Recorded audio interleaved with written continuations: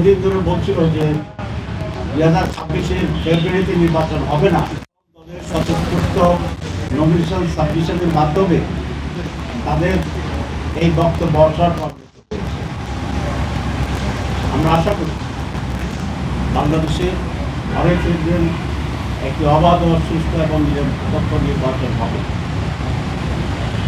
কিন্তু ইতিমধ্যেই আমরা কিছু ভিন্ন চিত্র দেখছি বিধায় এটা প্রতিকারের জন্য আমরা আজকে প্রধান উপদেষ্টার দৃষ্টি আকর্ষণ করি।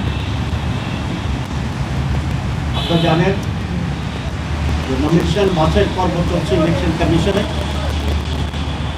এবং সেখানে একই নিয়মে বিভিন্ন জায়গায় কাকে উপযুক্ত মনে করেছে প্রার্থীকে ওকে করে দিয়েছে, আবার একই রকম কেসে তাকে বাতিল করেছে। এখানে দুটি প্রধান সাবজেক্ট ছিল কারণ নমিনেশন বৈধ কিংবা অবৈধ এটা বিবেচনা হবে। গ্রস একটা হচ্ছে ঋণ খেলাপি আর একটা হচ্ছে দ্বৈত নাটক। ঋণ খেলাপির ব্যাপারে তো এটা স্পষ্টই সবসময় এটা ছিল, কিন্তু কিছু কিছু জায়গায় আমরা ইলেকশন কমিশনের একটা ভিন্নতা দেখতে পাচ্ছি। আর দ্বৈত নাগরিকত্বের ব্যাপারেও প্রাথমিক বাছাই একই ধরনের জায়গায় কাউকে বৈধ করছে কাউকে অবৈধ করছে, এটা হিয়ারিং চলছে। আমরা শুনতে পাচ্ছি কোনো একটি দলের পক্ষ থেকে ইলেকশন কমিশনে গিয়ে চাপ সৃষ্টি করার চেষ্টা করছে যাতে করে এই সমস্ত ত্রুটির কারণে যাদের নমিনেশন বাতিল হিসাবে গণ্য হওয়ার কথা সেটা যেন করা না হয়। অন্যথায় এই দুটো জিনিস প্রমাণিত হবে। এক হচ্ছে এই ইলেকশন কমিশনার দুর্বল, তাদের পক্ষে ইলেকশন করার শেষ পর্যন্ত নিয়ে যাওয়া যাবে কিনা এর সন্দেহের অবকাশ থাকবে, অথবা এই নির্বাচন কমিশন কোন একটি পার্টিকুলার দলের প্রতি পক্ষপাতিত্ব করছে। এ ধরনের আচরণ যদি অব্যাহত থাকে তাহলে সুষ্ঠু নির্বাচনের ব্যাপারে জনগণের ভিতরে সংশয় এবং হতাশা হবে। আমরা আরেকটি কথা বলেছি, গত 2-3 সপ্তাহ ধরে কোন একটি দলের প্রধানকে নিয়ে যে বাড়াবাড়ি করছে গভর্নমেন্ট, অতিরিক্ত সিকিউরিটি দেওয়া, অতিরিক্ত প্রটোকল দেওয়া, এই সব কিছু মিলে তারা নির্বাচনী মাঠে যে সমতল ভূমিকার প্রশ্ন আসছে সেটিকে সুস্পষ্ট লঙ্ঘন করে।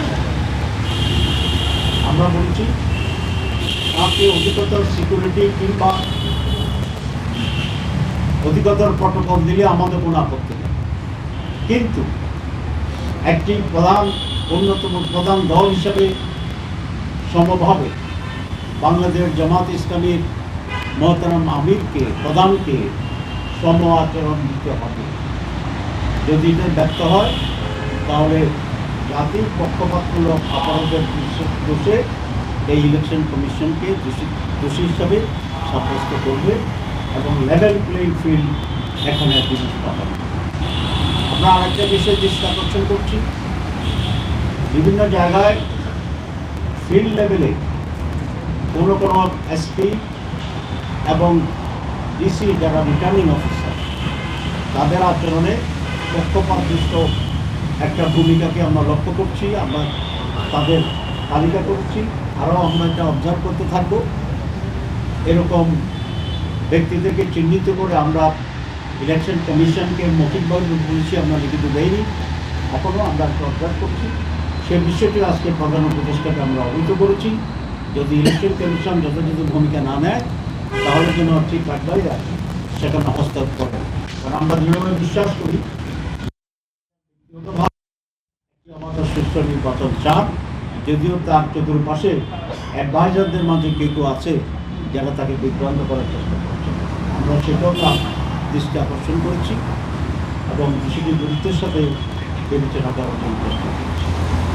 আপনারা জানেন যে আমরা দীর্ঘদিন ভোট কেন্দ্রের সিসি ক্যামেরা নিয়োগের জন্য আমরা দাবি জানিয়ে আসছিলাম।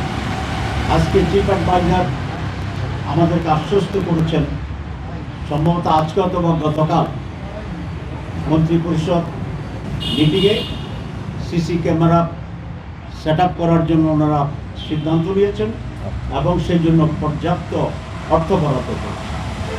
সুতরাং সেটা সেই জন্য যদি এটা বাস্তবায়ন হয় তাহলে আমরা মনে করি একটা উল্লেখযোগ্য কাজ তারা করলেন এবং সেই জন্য আমরা অ্যাডভান্স চিফ অ্যাডভাইজারকে ধন্যবাদ দিয়েছি।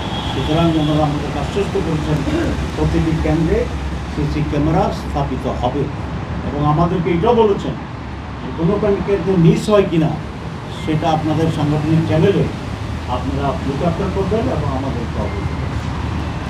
একটি প্রশ্ন আসছিল এবং নানা জায়গা থেকে প্রশ্ন আসছিল যে ভোটের দিন ভোট কেন্দ্রের ভিতরে আর্মিদেরকে ডিপ্লয় করা হবে।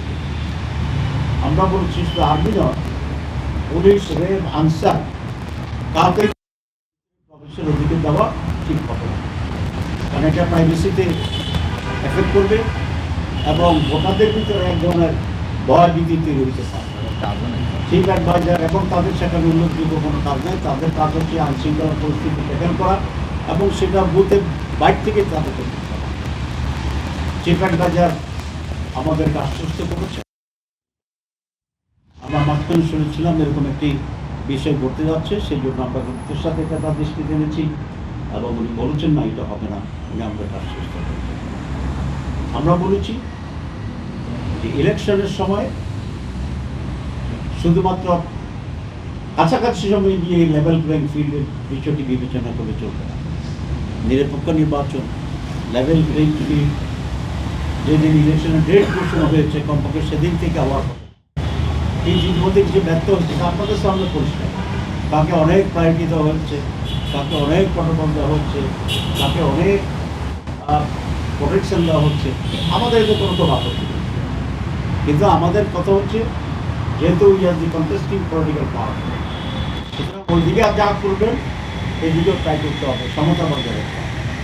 তো উনি আমাদের কাছে বিশ্বের সাথে বলছেন যে আমি তো আগেই বলে দিয়েছি হয়নি কেন, এদের না হওয়ার জন্য যে বুথগুলো আছে ওইখানে ওনার অর্ডার এক্সিকিউট করার জন্য যে সমস্ত লোকগুলো সেখানে প্রতিবন্ধক হচ্ছে, আমরা বলছি তাদের ব্যাপারে আপনাদের কঠোর হতে হবে, স্টেপ নিতে হবে।